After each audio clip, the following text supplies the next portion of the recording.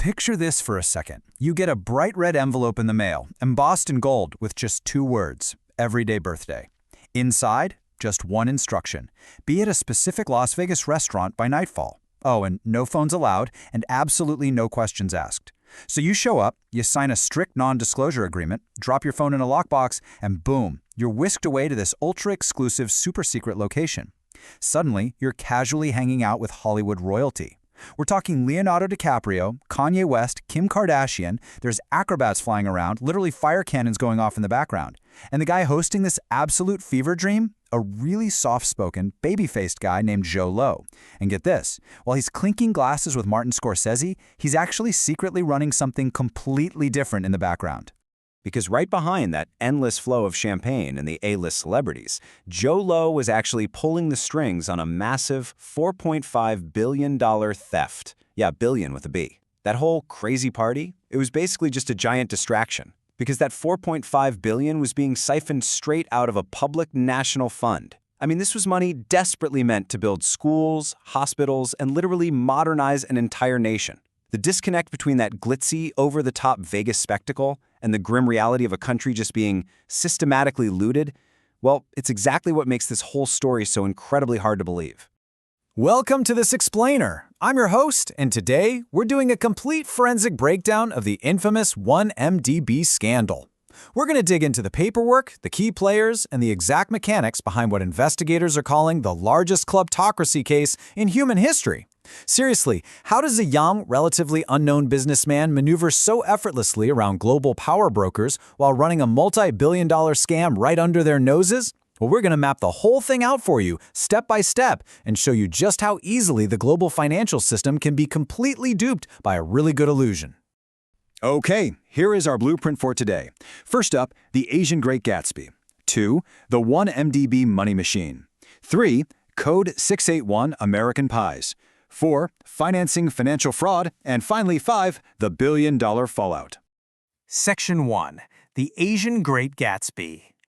So to really wrap our heads around how this massive fraud was pulled off, we got to start with the mastermind himself, Low Taek Jho, or as he's much better known, Jho Low. Born into a moderately wealthy Malaysian family, Jho Low developed this lifelong, borderline pathological obsession with appearances. For him, looking obscenely rich was way more important than actually being obscenely rich. He mastered the art of faking it from a really young age. Like when he was just 17, he wanted to project this image of Malaysian royalty, right? So he borrows a billionaire's yacht and he literally swaps out the owner's family portraits with pictures of his own parents just to sell the illusion to his friends. By the time he was at the Wharton School, he was leasing luxury Lexuses just to keep up the charade. He wasn't exactly a naturally charismatic guy, but man, he was a master fixer. He'd casually drop 40 grand to rent out a whole nightclub for a 20th birthday party. He figured out super early on that if you fake immense wealth well enough, it magically grants you access to real, tangible power. Section 2, the 1MDB money machine. And that access to power, it eventually landed Jho Low right in the same room as Malaysia's then Deputy Prime Minister, Najib Razak. Now, Najib was on the hunt for funding to solidify his political base. Meanwhile, his wife, Rasma Manzoor, well, she had a pretty legendary appetite for high-end designer goods. Sensing the absolute perfect opening, Jho Low pitches them a master plan, a sovereign wealth fund. On paper, a sovereign wealth fund is a state-owned investment fund. It's supposed to attract foreign capital, build up infrastructure, and generally just modernize a country for the public good. You know, classic nation-building stuff. But let's be real. The stark reality was that 1MDB was never, ever designed to build a better Malaysia. From day one, it was specifically engineered to be a giant machine for theft. Just look at how easily the very first major heist went down in 2009. It's actually wild. First, Jho Low pitches this joint venture with a relatively unknown oil company called Petro Saudi. The 1MD fund dutifully wires an astonishing $1 billion into this venture. But then, within a matter of days, $700 million of that money just quietly vanishes. It gets funneled right into a shell company called Gold Star Limited. And guess who secretly controls Gold Star? Yep, Jho Low himself. The craziest part about all of this is that the bankers involved were just so totally dazzled by the Malaysian government backing and the supposed Saudi royal links, they just let a $700 million transfer sail right through without even a second thought. Section 3. Code 681 American Pies.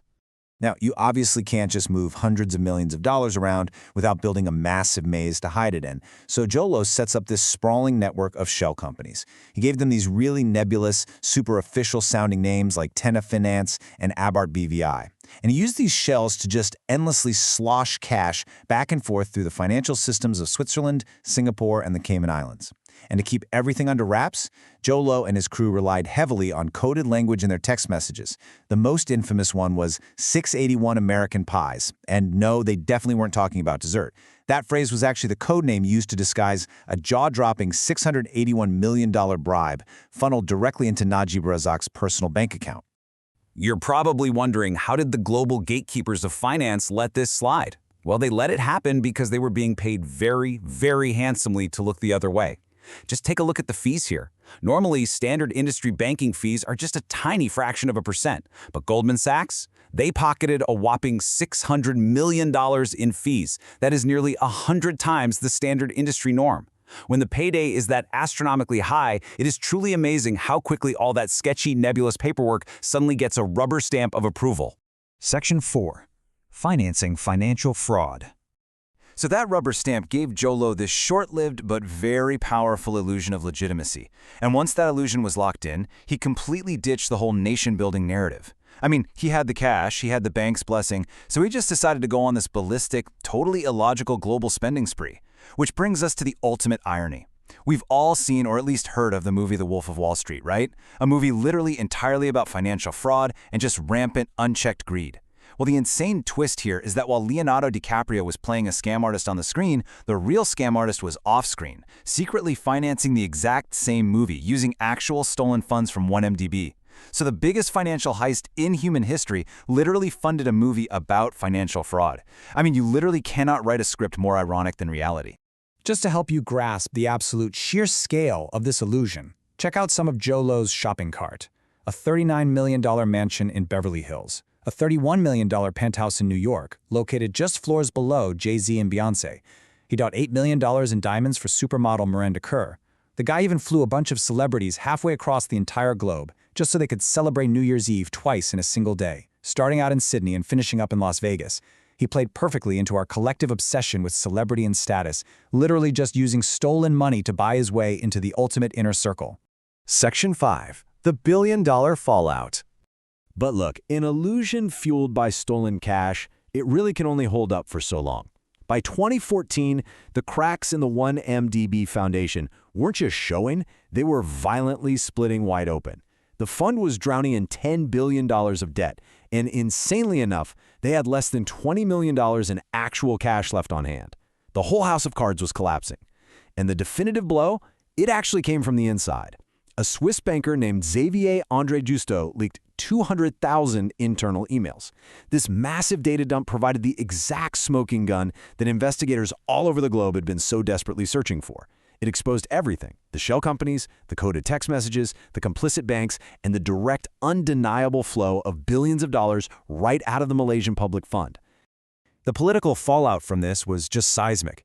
After Najib Razak was ousted in this absolutely stunning 2018 election upset, police moved in and raided his properties. And just to really picture the physical volume of the stolen wealth, it took 5 entire trucks just to haul away all the seized assets. The police found literal mountains of cash, massive piles of jewelry, and hundreds of designer handbags. The total haul sitting right there inside his homes? An unbelievable $273 million.